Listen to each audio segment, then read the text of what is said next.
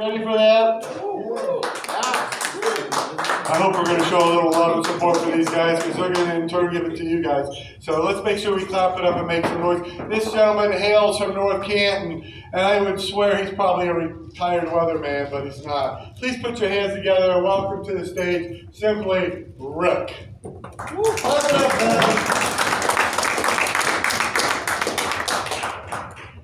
Enjoy, sir. Thanks. Well, since I'm first here, I get to say, is everybody having a good time? Thank you, Chris, for the introduction and also for having the club here. It's nice to have a place where you can get out and do the open mic thing. So tonight I want to talk about the dumb things I did when I was in grade school. Particularly in 5th grade, I decided I would start smoking. Now, why would I start smoking? Well, I thought it'd make me cool, but I also thought it would get me women. And I'm a 5th grader. If I get a woman, I don't know what I'm going to do with her anyway. And we didn't have the internet back then, so there was no help there. And my dad had the dirty books. You know, he always kept them hid under the bed and everything, but we all knew, my brothers and I all knew they were there. But they weren't any help either, because back then, all they had was the top part. They didn't show you what was on the bottom or below and everything.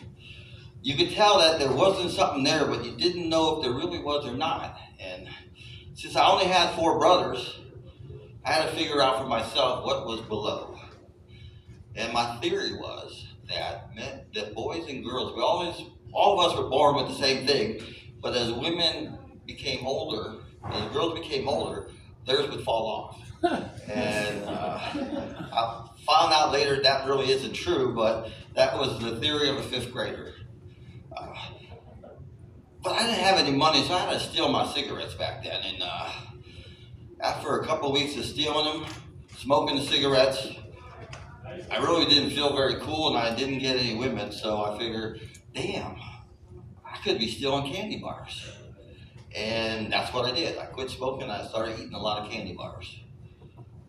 My dumb thing in 6th grade was I did this science project, and it involved making a terrarium and putting like 12 white mice in there to see if they could all get along. But I wasn't very good at feeding them.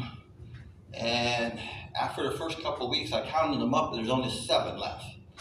I figured, man, 5 of them escaped. So I looked all over that cage to see how they could get out, but I couldn't find any way they could get out.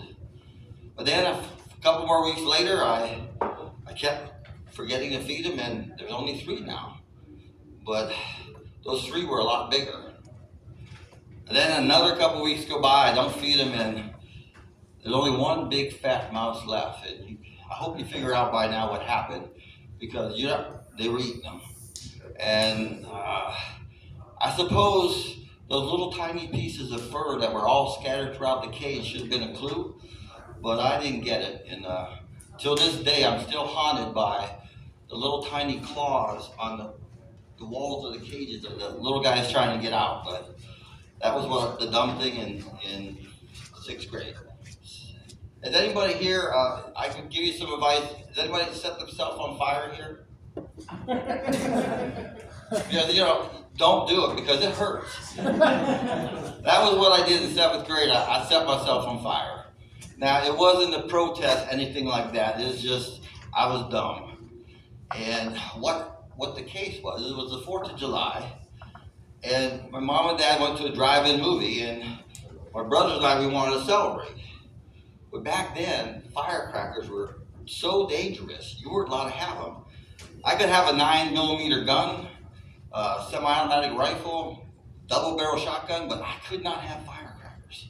It was the damnest thing. So I got one of those big box stick matches. Not the tiny ones, but the ones that are real big, 1,000 stick matches in there. And I used every single one of them to form 4th of July on the ground. And I wasn't sure if they would all light up and look good, so I poured gasoline on them. And my brother, who was across the garage, he decided to make an oil squirt gun and put gasoline in it and make it a flamethrower. Now he's like 20 feet away from me, and he decides he wants to shoot it toward me. And he did, and those matches went up, and they were spectacular. The only problem was, I was spectacular too, and I was on fire. And being an Eagle Scout, I knew exactly what to do. So I dropped and rolled, except I wound up on a bicycle on the ground. I kept rolling, I rolled off, and I had second-degree burns all over my arms and hands, and third-degree burns on my stomach. So we were in deep trouble now because we have to explain to my dad that I got all set on fire and burned up. And back then, you were still allowed to whoop a kid. You can't do it now, but back then you could get a whooping. And we didn't want to get whooping, so I figured I'd just go to bed and sleep it off. And in defense of my dad, he thought he'd whoop us a lot, but he never really did because all we had to do was start screaming as soon as he got the paddle out and wheel our arms around and everything, and he would quit right away. So, well, after an hour or so in bed, I started going into shock. And I knew it wasn't good, so I told my brothers to go get the neighbors, take us to the ER. And my arms with all those blisters forming from the second-degree burns, the neighbor lady on the way to the hospital decided she would squeeze my hands. Now that hurt like hell, but I never said a word. So I'm laying on the ER, and I'm thinking, like, what is that PA announcement going to be like at the drive-in movie theater? And I could just imagine it being like, will the mom and dad of the dumb kid who set himself on fire please go to the ER? And my mom was kind of a psychic because the movie they chose to go to that night was Some Like It Hot. Now, I'm lying on the table in the emergency room, and I got to come up with a cover story to explain everything that happened. Now, we couldn't tell the truth. So I came up with the story that I was cooking bacon on the stove, and we had a bunch of puppies at this time, and they smelled the bacon cooking. They came and they attacked me, they tripped me. I flipped the frying pan up in the air, the grease flashed everywhere, caught me on fire. Now I'm sitting there, reeking of gasoline smell on the emergency room table. And my dad comes in, he says, "What the hell did you do, kid?" And there's a big loophole in that story because I smell like gasoline, not bacon grease. But the ER doctor saved me. He basically said, "Hey, that smells like bacon grease to me." And that's the end of the story. So I would like to, if I got a few more minutes, I would like to do one story about my son. I run a movie theater for a living. And we're all Cavs. We got any Cavs fans here? Woo! Yeah, we're really good this year. We don't suck.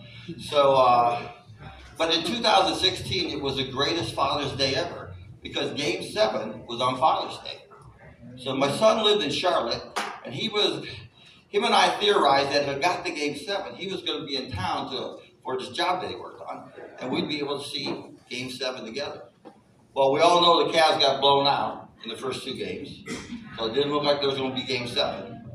Then they come back and blow out Golden State in Game 3, so it's looking promising again. Then they get killed in Game 4, and it's not looking good.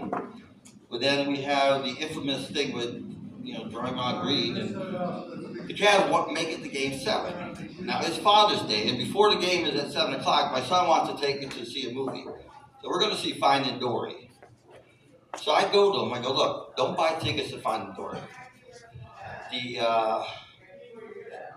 Let's go to the 3D version, but we'll buy tickets to this other movie, and we'll just sneak in this 3D movie because I run a movie theater. I got plenty of 3D glasses." So he goes, Dad, you can't do that. And, you of all people should know that sneaking into a movie theater like that's wrong because you run a movie theater. I said, "Oh, it's no big deal. I got plenty of glasses." So he says, "No, I'll buy the 3D tickets because it's Father's Day." I said, "No, just buy the 2D tickets." But he insisted. So we went to see the 3D version of Dory. So later that night, we're watching the Cavs game. And he's a beer guy, so he does the IPA. So we find out that he gets that logo on his glass, right? He drinks a beer, and then he starts sneaking around, looking around, and pushes the glass over to his mom and say, "Here, put this in your purse." So I'm like, what the hell? You have no qualms stealing that glass, but you don't mind, you couldn't sneak into the 3D theater. So that was my famous best Father's Day ever. Thank you very much. Have a great night.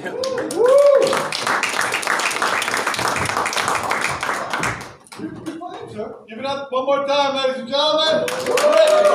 Yeah.